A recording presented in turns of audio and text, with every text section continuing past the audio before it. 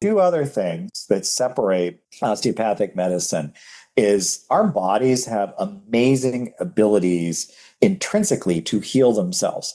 But sometimes things go kind of awry and they don't work as we want them to. And so our job is to help reestablish that so that that natural healing can actually take place. Sometimes that's through surgery, sometimes that's through medications, sometimes that's through new cancer drugs that we're seeing that actually stimulate your own immune system to do what it's supposed to do to fight tumors. So we want to learn and continue to develop how the body's own functions can be augmented.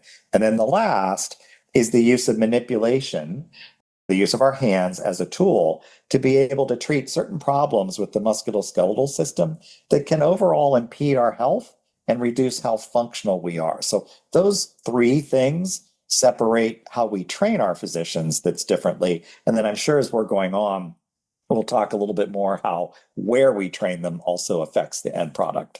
Hey everyone, this is Jonathan Marx from GoToHealth. I hope you're having a wonderful day. You know, getting a routine appointment for a doctor is becoming harder for many Americans, especially outside major cities. Rising demand for everyday and preventive care is outpacing available providers, leaving rural and underserved communities with limited options. More students are pursuing osteopathic medical education to help meet that need. A new study from the American Association of the Colleges of Osteopathic Medicine, that's AACOM, finds osteopathic medical schools support local jobs and economic activity and train physicians who practice in areas often with fewer healthcare resources. Osteopathic programs focus on whole person care, communication, and prevention, preparing doctors to care for patients in clinics, hospitals, and community practices. In our show today, we'll talk about the difference between a doctor of osteopathic medicine and an MD, and why a patient might choose a DO over an MD in choosing their primary care doctor. We'll also understand a lot more about the effect that osteopathic physicians are having in local communities, so stay tuned. Our guest today is Robert A. Cain, DO. He's the president and chief executive officer of the American Association of Colleges of Osteopathic Medicine, that's AACOM. AACOM is the leading organization representing U.S. osteopathic medical schools, advocating for osteopathic physician education, setting standards and supporting students in colleges and training future physicians who focus on treating the whole person from primary care to specialized fields to improve health. You can learn more at aacom.org. And before we get to Dr. Cain, a request. If you like our show, please give us a 5-star review or a thumbs up on Apple, Spotify, or YouTube, or wherever you're listening to us. It helps us get the word out to more people.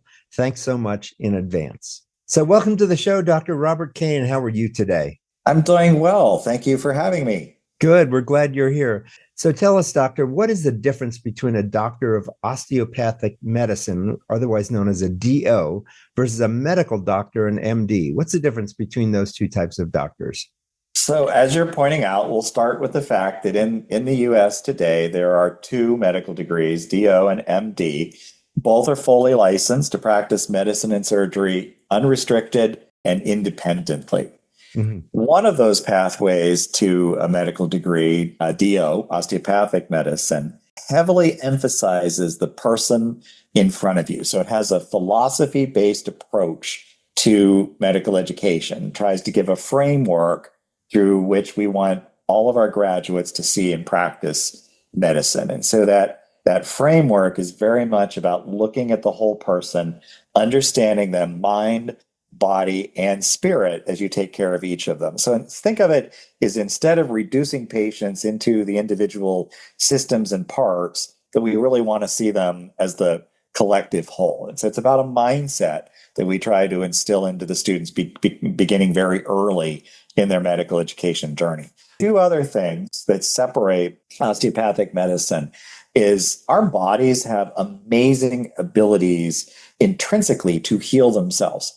But sometimes things go kind of awry and they don't work as we want them to. And so our job is to help reestablish that so that that natural healing can actually take place. Sometimes that's through surgery, sometimes that's through medications, sometimes that's through new cancer drugs that we're seeing that actually stimulate your own immune system to do what it's supposed to do to fight tumors. So we want to learn and continue to develop how the body's own functions can be augmented. And then the last is the use of manipulation, the use of our hands as a tool to be able to treat certain problems with the musculoskeletal system that can overall impede our health and reduce how functional we are. So those three things separate how we train our physicians that's differently. And then I'm sure as we're going on, we'll talk a little bit more how where we train them also affects the end product. Yes. But let me ask you one more question, if you don't mind, and then we'll get to more about AACOM. So why, and it's kind of implicit in what you just said, but why might a patient choose a DO over an MD in choosing their primary care doctor? What might they consider? I think that in the face of primary care, it's about what type of connection are you looking for with your physician. And so a lot of times in family medicine, especially because of the connection to manipulation, that's the piece that they're actually looking for. Sometimes it's just that extra element of connecting to the patient, the compassion and caring that seems to be part of whole person care that they're looking for. A lot of times the depth of the engagement to truly understand the patient. I wasn't primary care, I was pulmonary medicine, but that idea that we were always thinking about what have we missed in this person's story that if we knew might help us to take better care of them. So I hope they're looking for that comprehensive mindset and the use of their hands if you're making that selection. Great. Thank you for all that clarification. So you are the president and chief executive officer of the American Association of the Colleges of Osteopathic Medicine. And I understand you've just completed a report recently. Tell us what's in the report and what are the salient features of that? Yeah, so the report is actually about the impact of osteopathic medical education, both on workforce, physician workforce, and on the economy. And just to back up a moment of what was the driver, why would we want to undertake that report? I noticed in this role, so this is my 7th year in the role, and I kept noticing that individual colleges of osteopathic medicine were producing reports about their impact in their state. And I was impressed especially by those schools where there are states where they have multiple medical schools. And the leader in retention in the state, primary care physicians in the state, contribution to it, and contributing to rural practice was always the DO school. And I kept thinking, well, that's pretty important.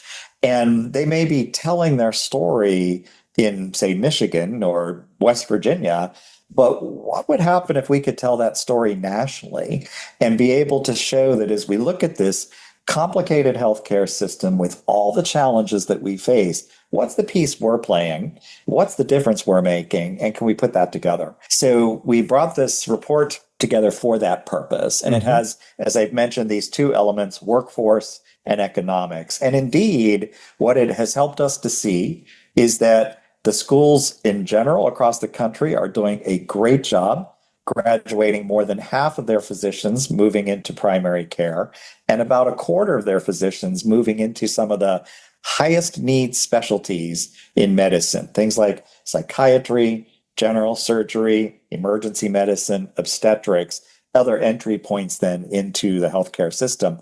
And that when they do open, the effect they have on the economy, the typical new COM will employ about 700 people, brings in individuals that are oftentimes practitioners because we need physicians to educate the students who by opening clinical practices then affect the local healthcare. And all of those people employed are, of course, affecting the local economy. But the last point I'll make is, importantly, we don't concentrate our education in a single center, a single large academic research center in a single city, similar to our counterparts. We use a distributed model that just casts the net very wide so that these students in their 3rd and 4th years are out in communities across America and contributing to the impact there. And So that combination, we were very pleased to see the results that support that our graduates are indeed making a difference in rural and underserved areas and entering the right fields of medicine. Thank you for that. Congratulations, by the way. That's quite an accomplishment that you've just described. Can you tell us why are more students choosing to become DOs today? So I do think if we look at what's happening in the world around us, there's definitely an increasing demand from the end user in the healthcare system for more focus on prevention, more focus on proactive health management, more focus on see me as a patient, right? We hear that cry from so many different sources and reports that are out there. And we're at least trying to make that something that we lead with, right? I think the idea that we try to lead and teach with compassionate caring in mind sets the stage. And if you're a student saying, well, that's attractive to me, I want that. The other thing is our graduates, I'm going to classify as, and again, they can enter any field. They can become research scientists. They can become, as we know, one of our DO graduates is chief medical officer of NASA, right? Anything is possible out there. But in general, our graduates are going to go become physician servants and take care of people across America. And so they see a path to that looks appealing to me. And oh, by the way, I learned a philosophy of practice and how to use my hands. What a great deal. But the last thing affecting their choice, when we were a smaller profession and just prior to 2000, there were only 19 campuses offering the DO degree in the US. Today, there are 73. Simple visibility causes students to be able to say, well, I have a choice. And boy, a DO school opened up 20 miles from where I live. Maybe I should consider that as my pathway to practice. So I think availability, visibility, alignment to their interests are all playing a role. And indeed, we have, significant increases in applications over the past 2 years. Let me ask a question. You mentioned this twice about DOs supporting access in rural and underserved communities. Can you say more about that? Yeah, the thing that I think causes our tie so that people can realize it's very real. It's not reactive. It's not something made up any more than the whole person care approach. They've both been with us since the very beginning. Our first school opened in rural Missouri, northern Missouri in Kirksville, right? Even today, hard to get to. It's 3 hours away from every major city, but it's the epicenter of who we are. And those roots in rural America, I think, have simply grown and continued with us. And so we still have a very, very strong commitment to that particular space and the healthcare needs of people who live in rural America.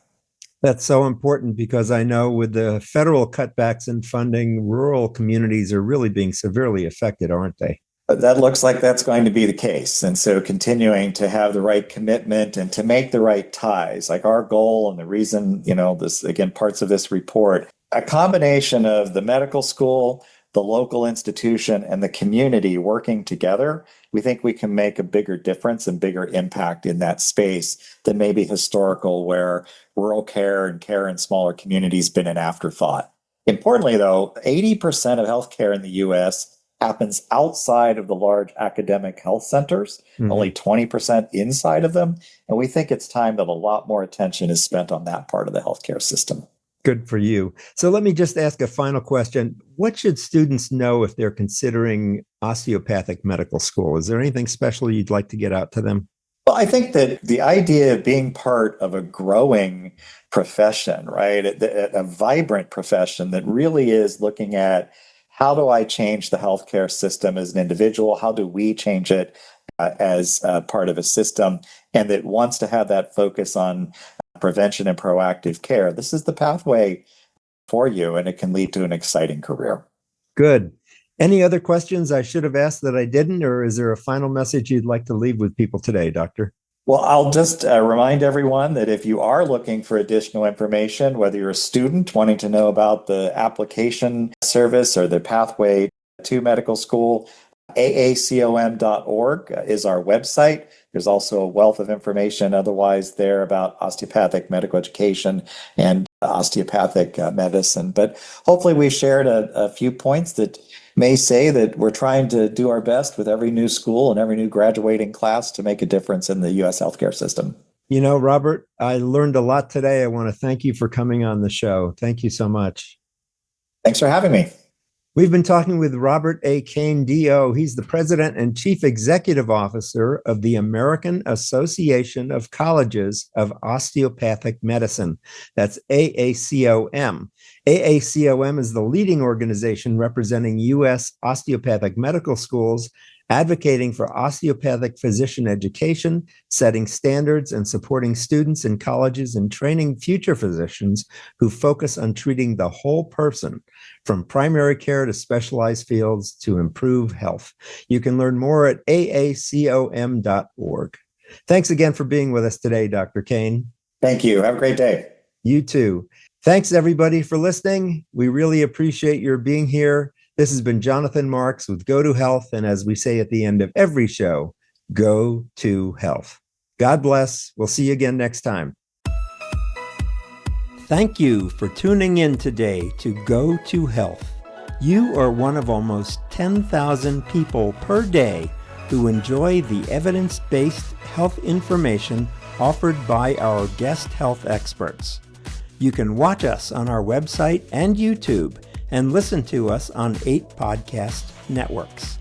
Be sure to join Jonathan Marx in our upcoming shows each week. If you like our show, please share this episode with your friends and colleagues. You can subscribe to the show, join our email list, send us feedback, browse through the online store, and view our library of over 150 shows at GoToHealthMedia.com. See you next time, and remember to elevate your life with Go to Health.